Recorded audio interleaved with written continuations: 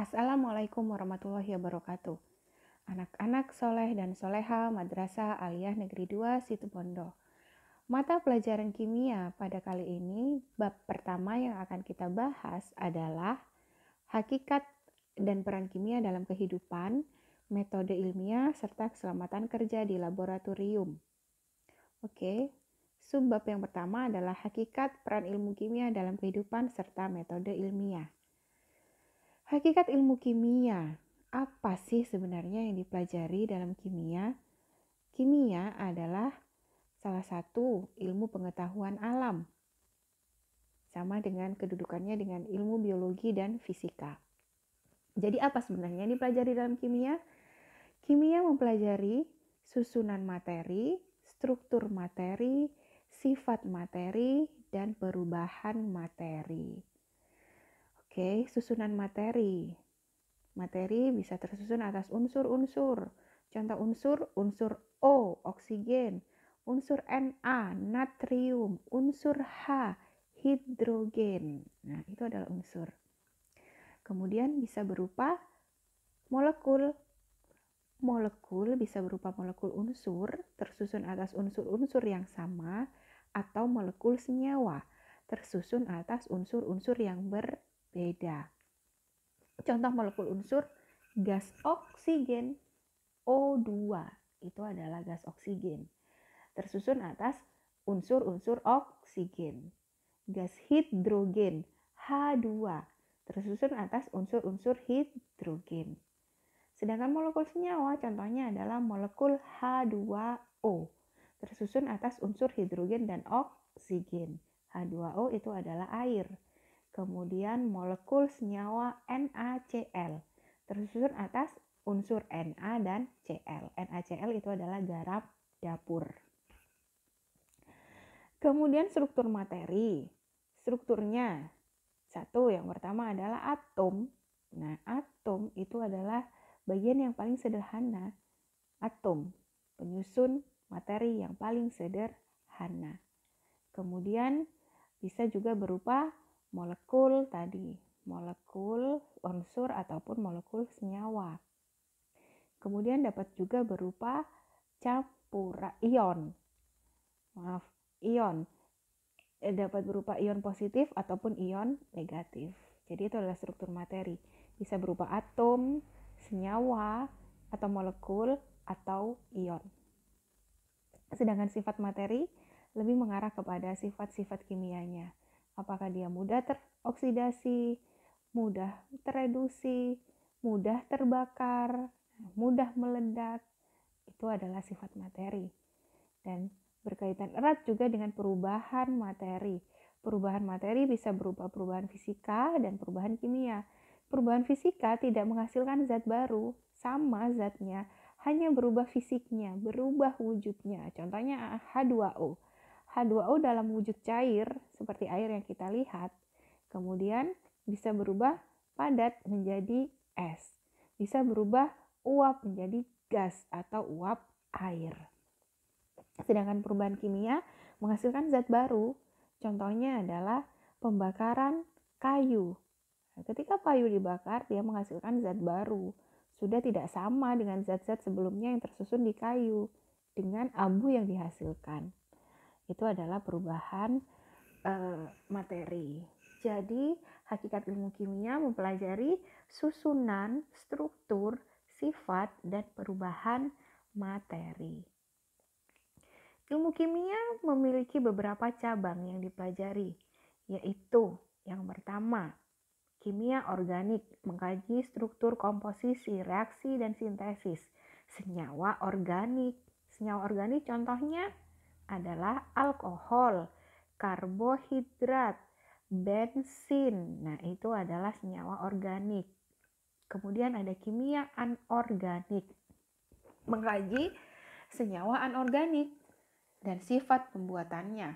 Contohnya garam. Garam itu adalah senyawa anorganik. Senyawa logam dan senyawa material yang lainnya. Kimia analitik mengkaji penelitian tentang kimia kualitatif dan kuantitatif.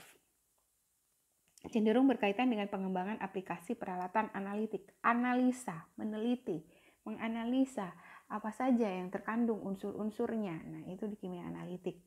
Kemudian biokimia.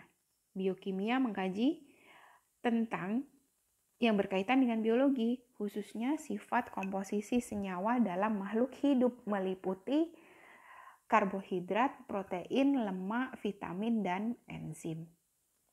Oke, selanjutnya adalah kimia lingkungan, mengkaji masalah lingkungan seperti pencemaran, penanganan limbah, sampah, dan pengadaan air bersih.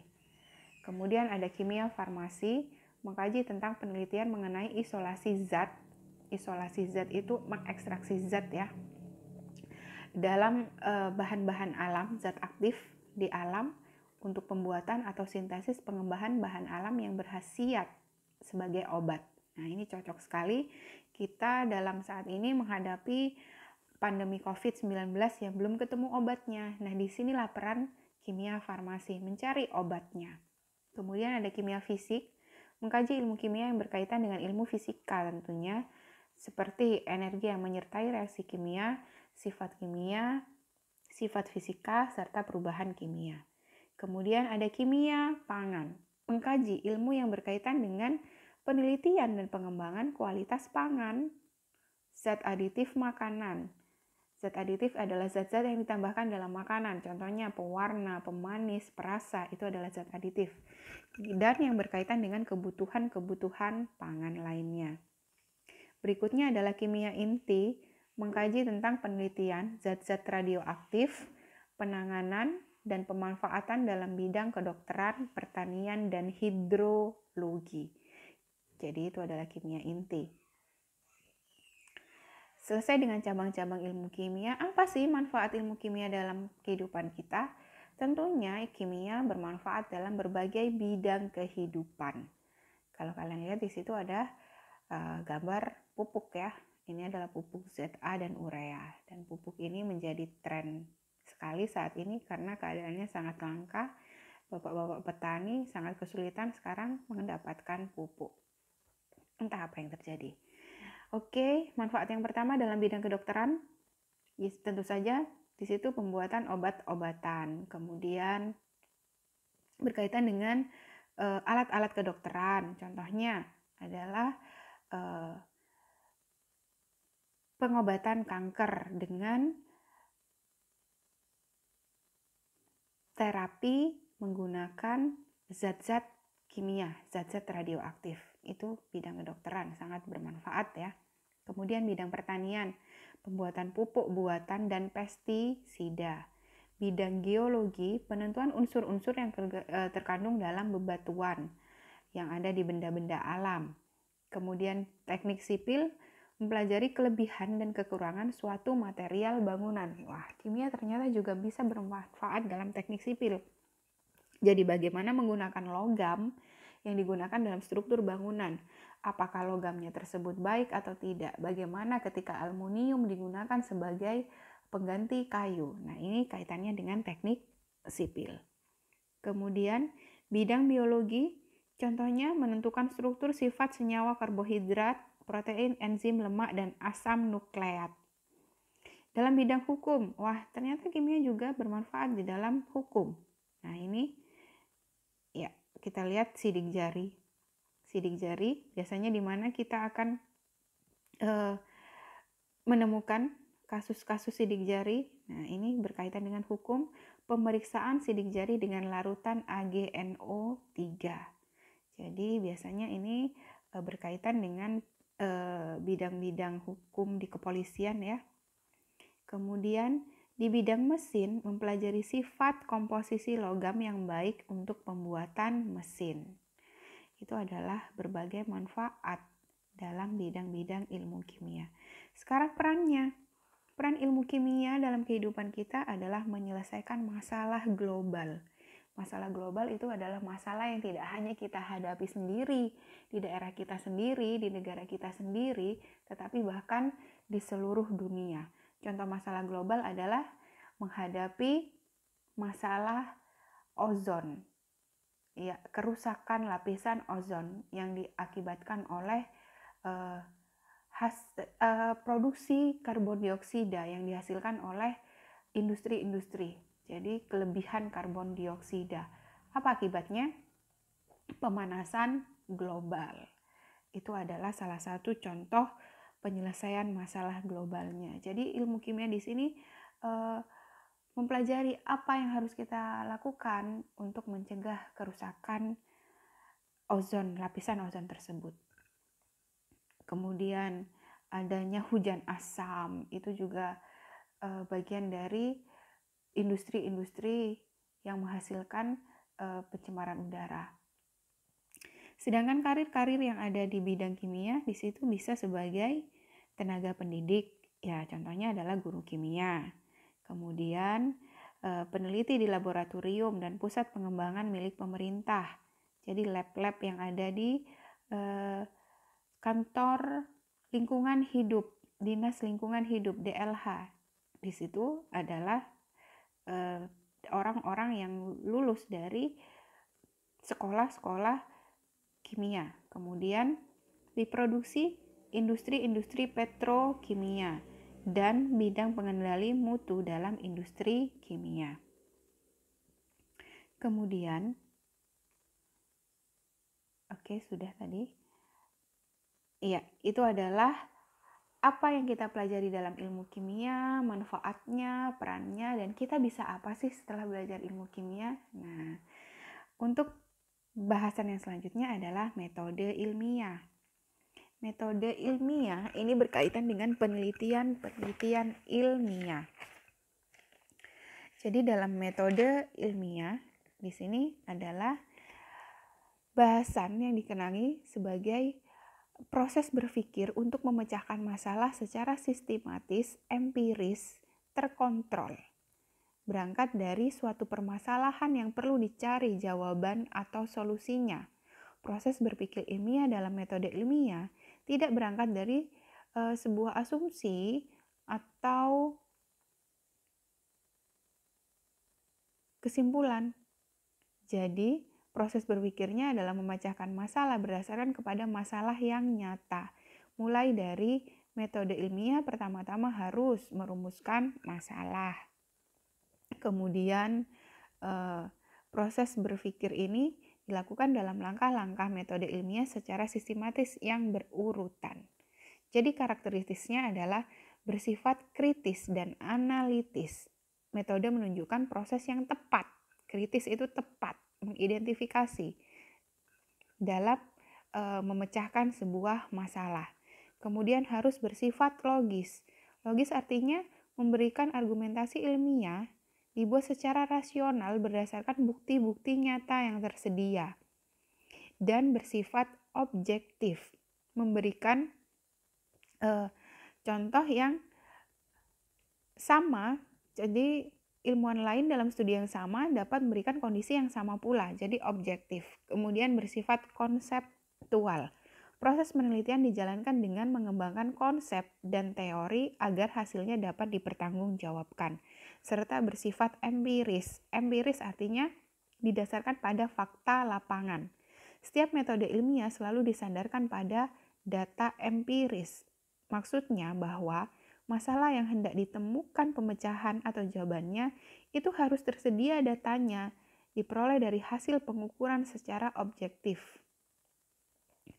Nah, apabila sebuah masalah dirumuskan lalu dikaji tanpa data empiris, maka itu bukanlah sebuah bentuk metode ilmiah. Jadi, metode ilmiah berangkat dari yang pertama adalah penelitian. Penelitian itu berdasarkan dari adanya masalah tadi. Kemudian setelah mengadakan eksperimen, data yang dihasilkan dari eksperimen diolah, dianalisis, kemudian ditariklah sebuah kesimpulan sehingga di situ setelah adanya kesimpulan, kemudian dipublikasikan dengan menghasilkan sebuah teori yang sudah disusun. Ya, ini adalah sistematika laporan penelitian. Ketika seseorang melakukan penelitian sesuai dengan metode ilmiah, di situ yang pertama ada judul penelitiannya, kemudian ada kata pengantar, daftar tabel dan gambar yang mungkin ada di dalam nanti, serta daftar lampiran dan daftar isi. Jadi ada abstrak, kemudian bab 1 pendahuluan, bab 2 adalah tinjauan pustaka, bab ketiganya adalah metode penelitian, bab keempat adalah hasil dan pembahasan, bab kelima kesimpulan dan saran, kemudian daftar pusaka, dan yang terakhir adalah lampiran. Kemudian bab selanjutnya adalah materi, masih di bab yang sama ya, materi selanjutnya adalah keselamatan kerja di laboratorium. Ya. Laboratorium kimia sudah pernah masuk ke dalam lab?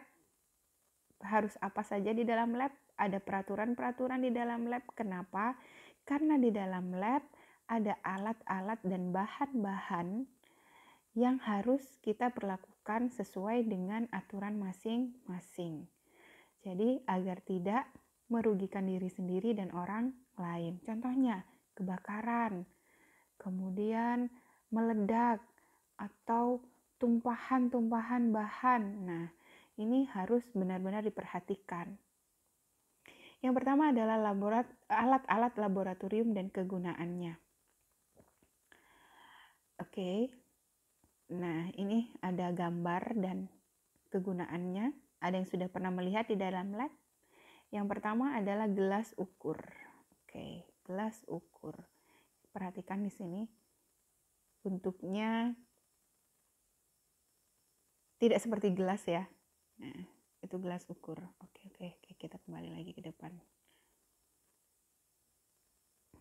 Ini adalah gelas ukur. Di situ ada ukurannya.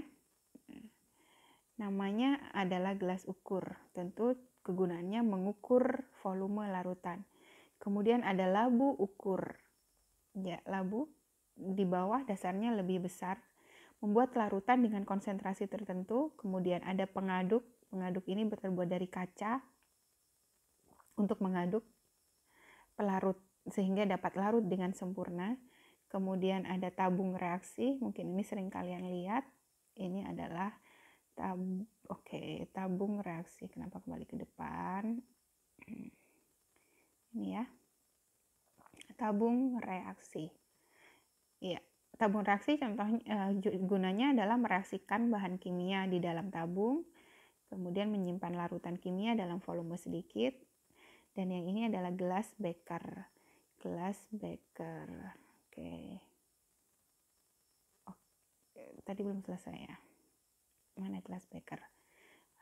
Gunanya gelas beker adalah menampung dan mencampur bahan kimia. Kemudian yang ini adalah pipet tetes, mengambil larutan dalam volume sedikit. Ya, jika saja tidak dalam keadaan pandemi, kita bisa langsung menemukannya di lab kita.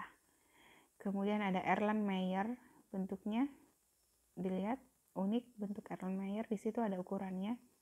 Gunanya menampung dan mencampur bahan larutan atau cairan yang biasa digunakan dalam proses titrasi. Kemudian ada penjepit tabung. Penjepit tabungnya ini dari kayu. Ya, itu ya penjepitnya. Memegang tabung ketika reaksi dipanaskan, jadi menggunakan penjepit tabung. Kemudian ini adalah mortar dan alu. Mortar dan alu ini digunakan untuk menggerus dan menghaluskan bahan kimia yang padat. Kemudian di sini ada contoh lagi rak tabung reaksi, tentunya sebagai tempat untuk meletakkan tabung reaksi. Kemudian ini adalah pembakar spiritus. Nah, ya, ini adalah tempat spiritusnya terbuat dari gelas untuk membakar. Kemudian di situ ada alat untuk menopang saat memindahkan larutan ke wadah supaya tidak tumpah. Corong kaca. Corong ya. Nah, itu adalah alat-alat laboratorium kita. Kemudian, nah, untuk bahan-bahan kimia. Bahan-bahan kimia harus diperlakukan sesuai dengan sifat-sifatnya. Jadi kita tidak boleh sembarangan dalam mengambil dan menyimpan atau menggunakan bahan-bahan kimia. Harus diperhatikan lambangnya. Di situ ada bahan kimia yang sifatnya radioaktif. Nah, radioaktif. Contohnya dilihat di sini gambarnya radioaktif. Contoh untuk unsur radioaktif itu adalah uranium dan plutonium. Kemudian di situ ada zat dengan lambang pengoksidasi. Kurang A ya. Pengoksidasi. Contohnya adalah kalium dikromat hidrogen peroksida. Kemudian ini ada yang kali berbahaya jika masuk melalui pernafasan mulut dan kontak kulit. Contohnya kloroform. Kemudian ada bahan dengan gambar lambang tengkorak. Nah, ini contohnya. Contoh lambangnya. Sifatnya beracun. Contohnya merkuri, gas klorin, sianida. Nah, sianida pernah sangat terkenal dalam kopi sianida. Jelas dia beracun dan bisa mengakibatkan kematian. Kemudian ini ada contoh gambar lambang lagi, eksplosif. Contoh gambarnya seperti ini, mudah meledak. Apa saja yang mudah meledak? Bahan pembuat peledak atau bom ya. Ya, contohnya adalah amonium nitrat. Iya, itu adalah bahan peledak. Kemudian lambang api mudah terbakar, contohnya alkohol. Alkohol itu mudah terbakar. Makanya kemarin ketika sedang ramai hand sanitizer meledak atau terbakar. Nah, ini adalah bagian dari bahan-bahan sifat kimia itu sendiri. Ini ya contohnya kalau di lab. Nah, ini adalah bahan kimia dengan dengan botolnya. Di situ ada lambangnya. Jadi bagaimana kita harus berhati-hati sesuai dengan lambangnya itu. Ya, ini adalah lambang korosif. Jadi di situ ada lambang korosif. Jadi jika mengenai tangan, mengenai besi saja, besinya berkarat. Bagaimana jika mengenai permukaan tangan? Nah, harus hati-hati. Contoh bahan kimia yang korosif adalah asam nitrit dan asam sulfat. Asam sulfat. Kemudian ada yang menyebabkan iritasi dengan lambang tanda kali atau X.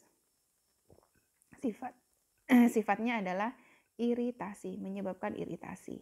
Iritasi itu bisa ke kulit itu gatal atau menimbulkan merah-merah. Nah, itu iritasi. Contohnya adalah amonia. Amonia itu bisa menyebabkan iritasi. Kemudian belerang dioksida. Kemudian lambang berikutnya, ini ada gambar ikan mati dan pohon mati. Ini artinya membahayakan lingkungan. Apa zat yang membahayakan lingkungan? Di sini contohnya adalah perak nitrat dan raksa 2 klorida. Nah, bahan-bahan tersebut tadi harus diperlakukan, disimpan, digunakan, direaksikan sesuai dengan aturan dari sifat-sifatnya masing-masing. Oke, itu adalah keselamatan kerja di laboratorium. Kemudian bagaimana petunjuk umum untuk menangani limbah dan laboratorium? Nah, di sini yang pertama adalah hanya dapat dibuang ke saluran pembuangan atau tempat sampah jika tidak bereaksi dengan air. Tidak eksplosif, tidak bersifat radioaktif, tidak beracun, dan komposisinya diketahui jelas. Oke, silahkan. Fine chemical. Boleh dibuang ke tempat sampah. Kemudian, untuk larutan basa, sebelum dibuang, larutan basa harus dinetralkan terlebih dahulu. Kecuali alkali hidroksida. Nanti kita akan mengenal ya asam dan basa. Begitu juga dengan larutan asam. Sebelum dibuang, larutannya harus dinetralkan. Asam dan basa ini saling menetralkan. Jadi asam dinetralkan oleh basa, basa dinetralkan oleh asam. Kemudian untuk menangani pelarut dapat langsung dibuang di saluran pembuangan adalah pelarut yang tidak mengandung halogen. Oke.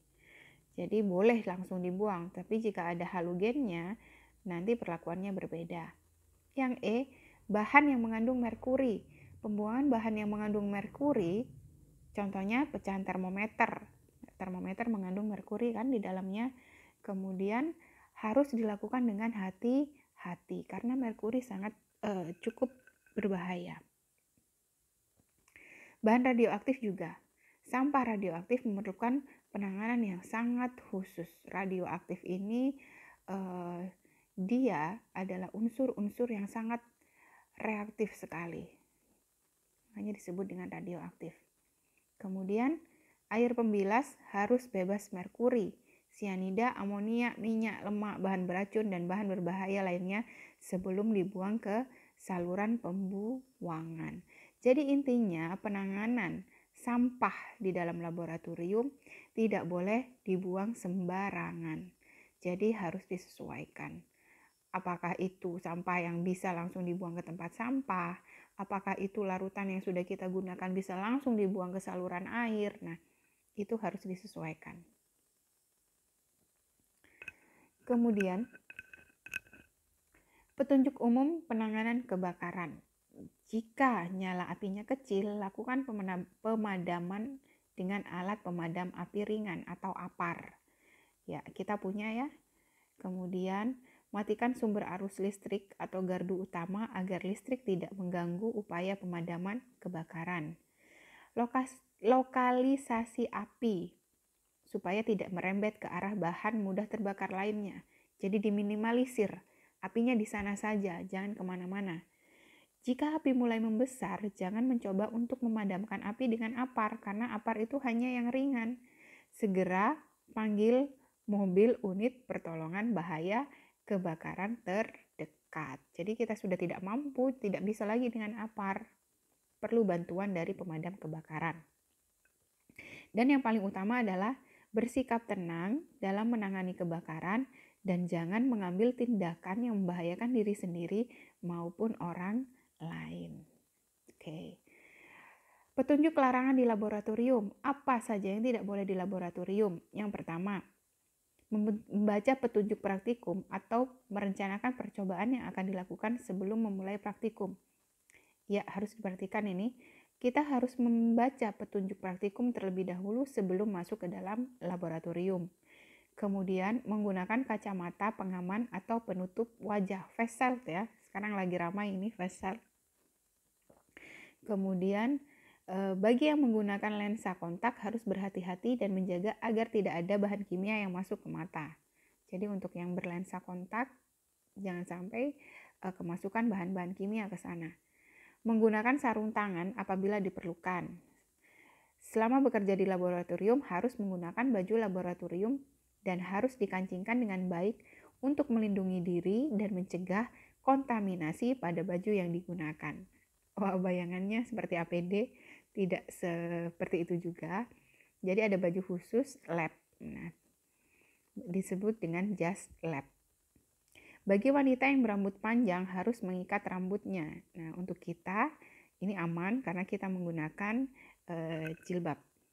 Dilarang makan dan minum dalam laboratorium. Penting agar tidak beracun. Jadi kalau ada bahan-bahan beracun nanti yang mampir ke makanan kita bisa beracun. Menjaga kebersihan meja praktikum dan lingkungan laboratorium. Makanya ada piket di lab. Jadi sebelum masuk ke lab sudah dalam keadaan bersih, meninggalkan lab juga harus dalam keadaan bersih. Pastikan bahwa keran gas tidak bocor sewaktu hendak menggunakan bunsen. Bunsen itu adalah alat untuk membakar ya. Jadi tidak boleh ada kebocoran gas. Pastikan bahwa keran air selalu dalam keadaan tertutup sebelum dan sesudah melakukan praktikum. Nah, ini yang sering lalai kadang.